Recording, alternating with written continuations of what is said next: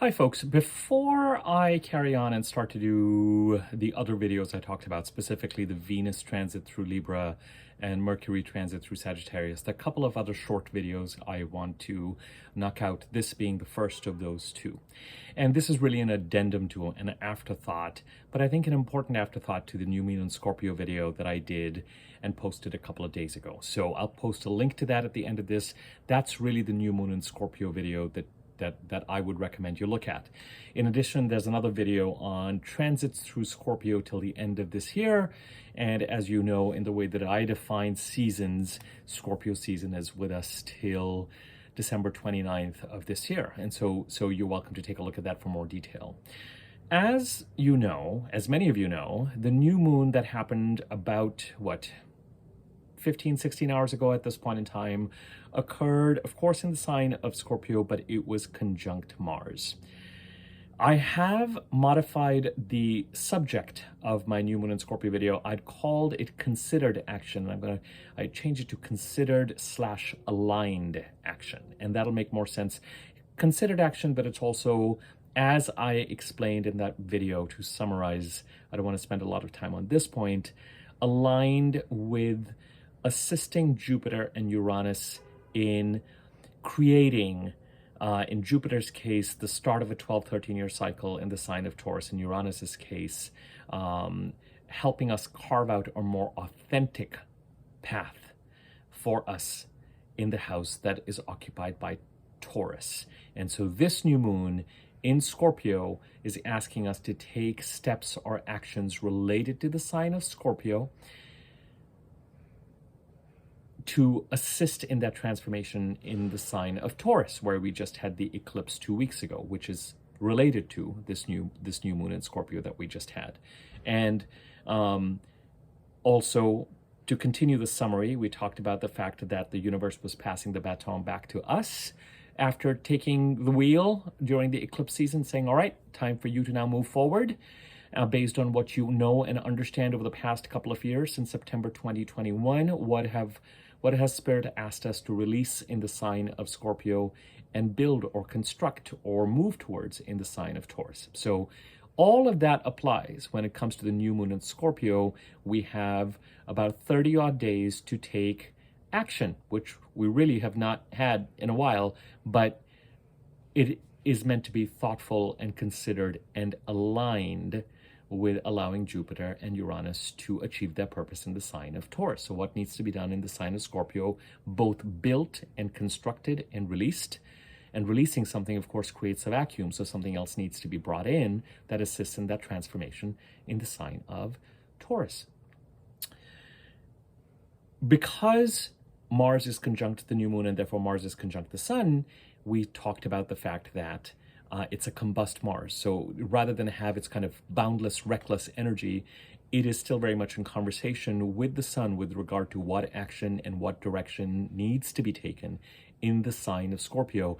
And this conjunction occurs on the 17th, and the trines to Neptune occur on the 17th. Again, this is developed in more detail in my last proper new moon and Scorpio video, so you can take a look at that.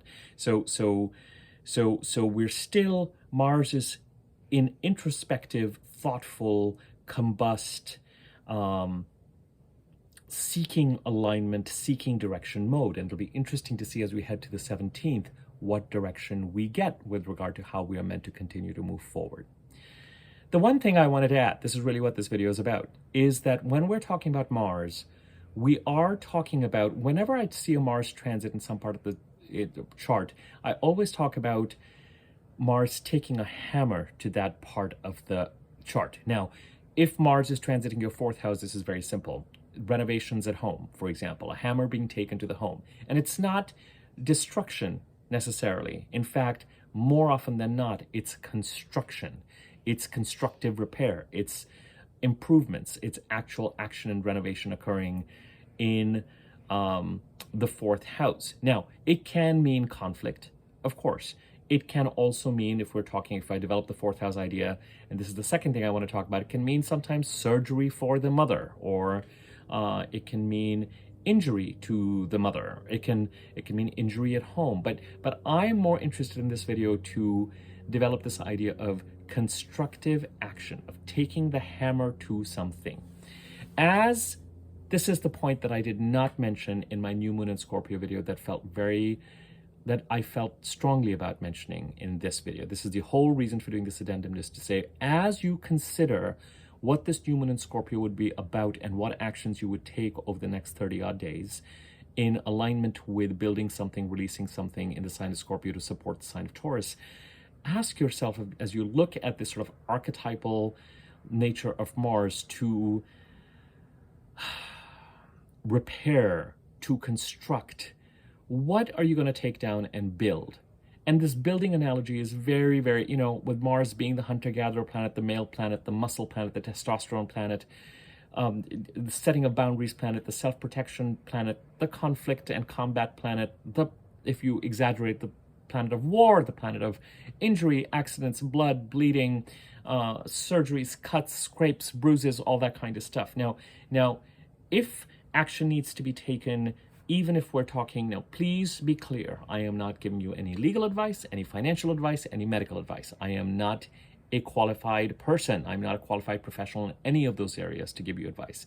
But if it occurs that Mars's transit is occurring in a part of a chart and something comes up that requires you to take some sort of action that is ultimately going to be healing, that could be something that shows up as a result of this transit. So if Mars is going through the 6th house, do you need to get tests done that are going to require breaking the skin? Blood tests, for example. Is there a surgery needed, minor or major? Is there some, apart from the injury side of things, I am less concerned with the destructive aspect of Mars in this video. I am more interested in your considering, as you look at this new moon in Scorpio, as you consider where Scorpio sits in your chart, what house it occupies, and what that house stands for and who is in that house. Apart from looking out for conflict or combat or boundary setting with those people signified by that house, apart from watching out for injuries or surgeries or accidents or things like related to individuals and matters concerned with that part of the house, boundary setting, pursuit of goals, in that area of constructive pursuit of goals, ask yourself, what needs to be taken a hammer to? And what needs to be reconstructed or rebuilt? It's a great analogy. We're not gonna, as I said, we're not gonna gallop forward, because the direction, it's not a galloping forward time. It is a taking action time, taking considered action, taking aligned action, allowing Mars and the Sun to be in conversation with each other, thinking about what needs to be released in Scorpio, thinking about how it can support the sign of Taurus. But there was something about that imagery of Mars, and in my mind, this idea of taking a hammer to something, and please do not, this is not an invitation for any form of violence towards anybody or any destructive impulse. Please be clear about that. I've said this over, and I haven't said this just for a qualification. I'm really more interested in the constructive element. And I am not even talking about this literally at all. Mars is going through my 4th house, and I have no intention of taking a hammer to any part of my home. But it becomes this question of, as you're meant to support the Taurus part of the chart, of course, helicopter, just when I'm doing an astrology video, thank you. If you think about it metaphorically, if you think about upgrading something, if you think about something that needs repairs, if you think that something needs retooling, something needs doing with tinkering with, something's been on your mind, something needs to be adjusted, something needs to be upgraded, something needs to be leveled, what metaphorically would you take a hammer to metaphorically? What would you break? Where would you direct Mars's energy to change and transform something in the Scorpio part of the chart over the next 28 odd days to start that process? Because nothing ends in astrology. The chart just keeps moving. The planets just keep moving.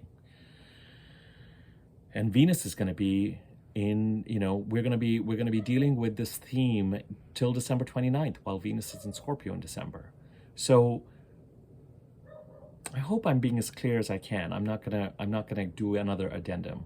The question is, as you metaphorically think about channeling the energy of Mars and building, constructing, repairing.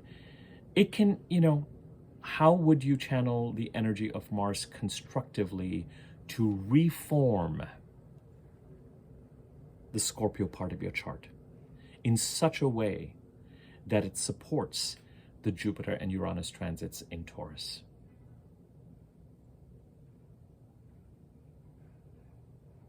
What would you release?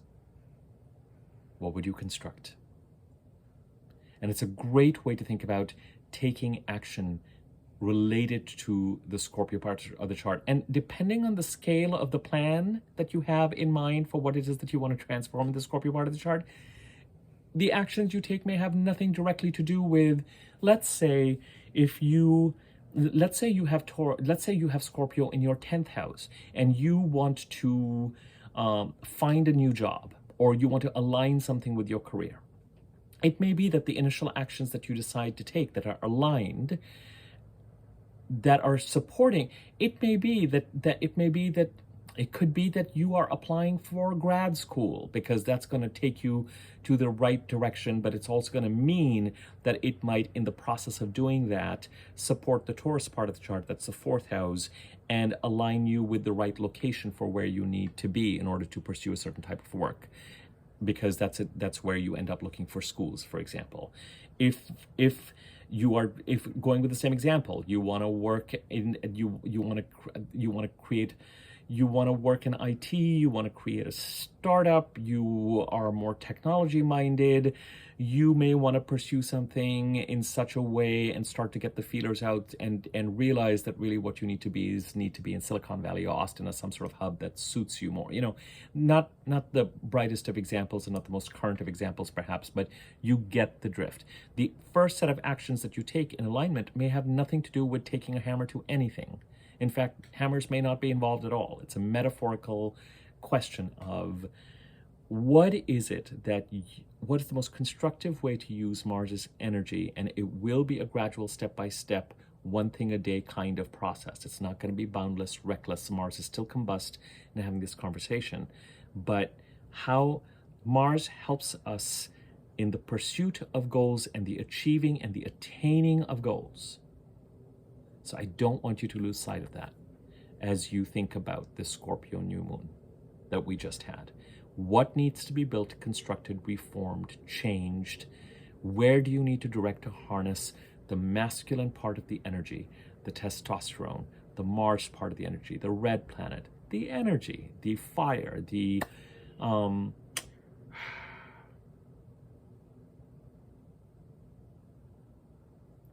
yang,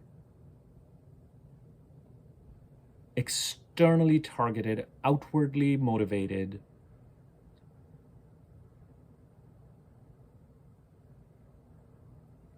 impulse to build and create something in such a way that it supports the Taurus part of your chart.